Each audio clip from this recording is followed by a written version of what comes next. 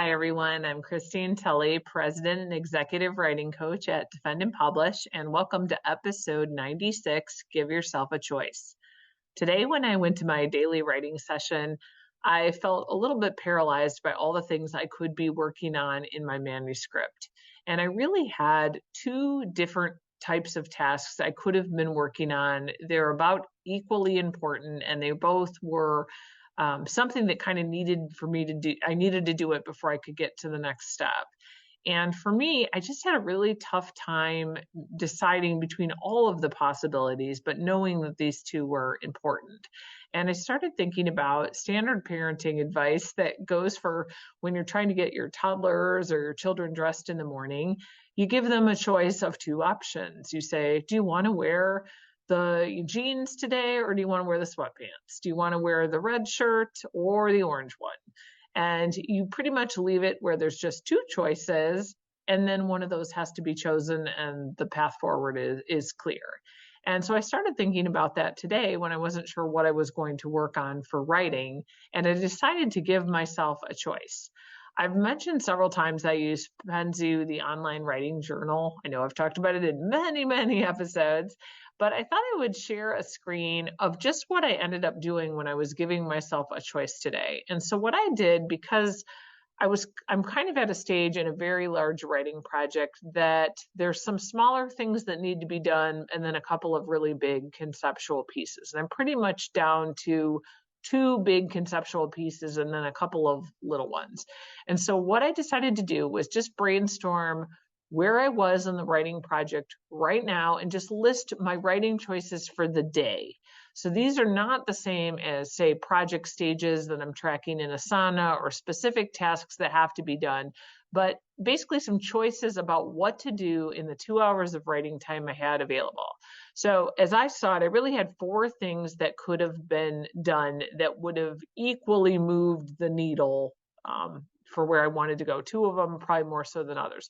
So one of which is that I had printed out a paper copy of my chapter 6, and I had already made some edits on the first half of chapter 6 on the paper copy. So I had my old school pen, I had the printed copy and then just started crossing stuff out, writing notes, etc.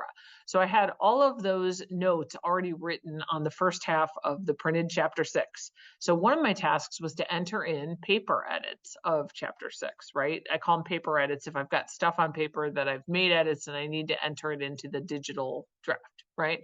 So another thing I could have done was done paper edits on the second half of chapter 6, meaning I still had the big printed copy of chapter 6 and I just pick up where I left off and kept paper editing all the way to the end, meaning I was reading all the pages, I was crossing out things that didn't work, I was, making arrows between sections, circling typos, that kind of thing. But I also had chapter 5 as a chapter that is the last chapter that I have not fully read through and done a really good revision on. So I still had that to do. And then I know throughout the whole document, I have lots of places where I updated some information, and in parentheses, I've added cite, like CITE, and fill those in.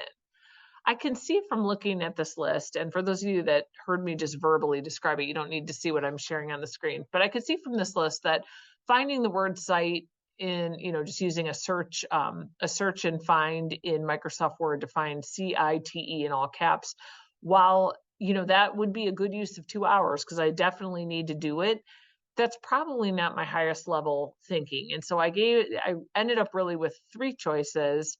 And I decided it's probably better to decide if I'm going to work on my paper edits and enter them in for the first half, or do the paper edits on the second half and get my pen and paper out or a pen out and start reading that second half. So, in this case, I actually ended up having three choices to make. But once I got to that point, it was pretty easy for me to see what made logical sense. And so what I decided made logical sense for me was to enter in the first round of edits on paper into the digital draft of chapter 6 before moving on to the second round. And why I decided to do that is because some of the things that I was working on in the paper edit might change the meaning of what happens in the second part of chapter 6. But also, just from a practical standpoint, I was carrying around a 50-ish page printed out chapter in my laptop bag, and I really wanted to lose 25 pages. So that was a motivating factor for me to end up choosing that first task. But what really helped me in this case, and where I think this podcast is going, is that sometimes we have multiple choices of what we could actually work on in any given moment. And for me, it helped me to just write out what my choices were and then look at it as though it was a toddler's clothing decision. Is it the red shirt? Is it the yellow shirt? Is it, rain boots today or tennis shoes? And, and then just forcing it into this lens where deciding on the thing to work on in the moment when looking at all the possibilities becomes a little bit helpful. So the next time that you're trying to decide what it is that you can work on, it might help to just write out a couple of writing choices in an actual list. For me, it was very easy then to see, well, one of these things, which was finding all the spots where I wrote cite and filling those in, was not like the other three. The other three were more, for whatever reason, they required more brain work because essentially they all required reading and they all required me deciding what comments and revision notes and things to make. The first one about entering in the revision notes, this is a step that happened after I already had made those paper edits. So it's true it was a little bit different, but in the course of entering in those paper edits, as what happens with a lot of us that do this, where you print out a draft, you mark all over it, and then you start entering in your changes. A lot of times you're still revising the text as you go because you realize, oh, well, this one change triggered another change. So I knew that all three of the things that were on my list that were more substantial all required the same kind of reading and editing. The one difference, though, and why I ultimately went with entering in those paper edits into my chapter 6, in addition to wanting to lose carrying around 25 printed pieces of paper that I could throw in the recycling bin. One of the other things that was sort of the winning factor to me there is that I knew exactly what to do. So this might be another thing to help with choice and decision making. So for example, I could go right to open my digital document of chapter 6, open it up, go to page 260 or whatever page it was, and then immediately start looking at the paper draft with the cross outs and all that kind of stuff and go and enter all of those changes one by one. So for me, that's what ultimately won the day because I knew exactly what to do next.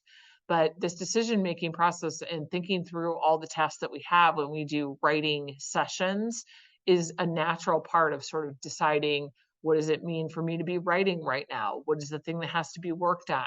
It's all part of academic prioritization and thinking through where scholarly projects are at the current moment and where I am as a writer. So I think the more that we listen to that decision-making process and think about giving yourself a choice with writing when you're a little bit paralyzed by all the options, that might be one way to sort of work through that. I could see this even being a strategy really useful for working through a writing block where it's more, you're just overwhelmed with the amount of stuff that you have to do. So I hope this strategy gave you some food for thought. And I encourage you to check out some of our other episodes, including episodes that talk about the different writing blocks. I'll link to those in the show notes because some of these choices that you need to make sometimes are about how to do something, not exactly what to do. So I encourage you to check out those episodes. I'll link to those in the show notes, and happy writing.